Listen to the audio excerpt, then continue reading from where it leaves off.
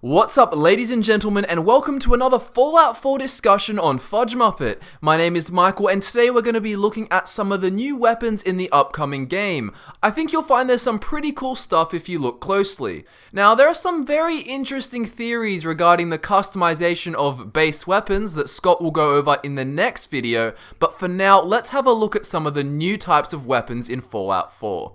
So firstly, I just want to draw your attention to an image that has been found of a crossbow from the Fallout 4 concept art.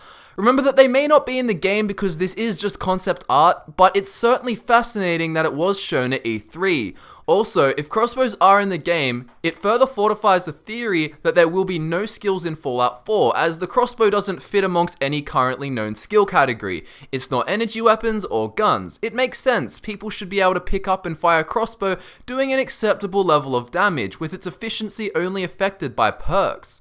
Crossbows are also one of those things that have been asked for by fans for ages, and of course they're very applicable in a post-apocalyptic setting. People use whatever they can find or make, and materials needed to craft them wouldn't be too hard to find. I mean, as we've seen from building settlements, wood is a material within the game. Anyways, moving on from that cool little piece of art I wanted to share, let's talk about some of the more new weapons that we know are going to be in the game for sure.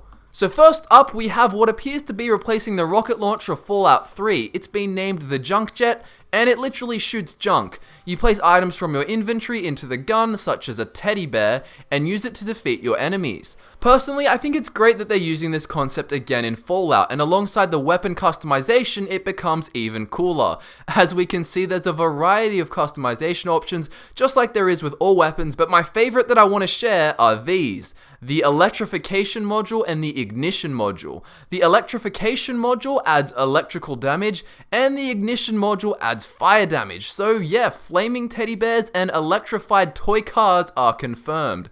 The damage also appears quite high compared with some other weapons, so we know it's definitely not a useless contraption.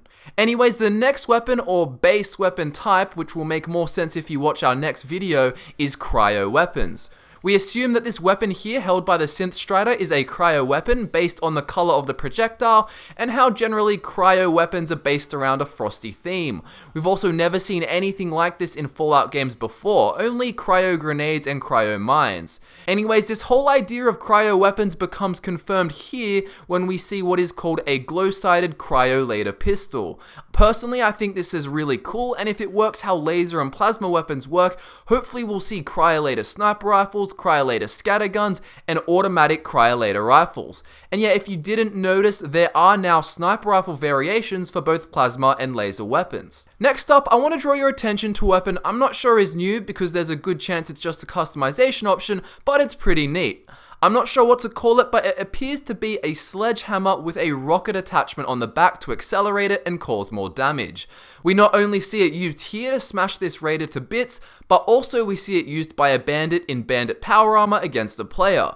It's really nice to see that melee customization has the potential to be just as crazy as gun customization. I mean, here we even see a new weapon called a heated super sledge.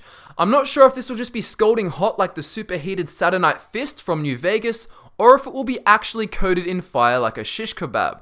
We'll have to wait and see, but it's certainly exciting. Next up, we have pipe guns. Pipe weapons are pretty makeshift weapons and have been seen before in Fallout 2.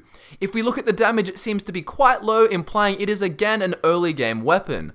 Like the rest of the weapons, pipe weapons have a lot of customization options and serve as a good example to show just how much more variety we're going to have in Fallout 4. Also, I just want to say that more variety of early game weapons is something fans and us at FudgeMuppet have been asking for, and now we are finally going to get. Looking at weapons that aren't exactly new, but are basically new because of mods, here we have plasma weapons being turned into plasma throwers.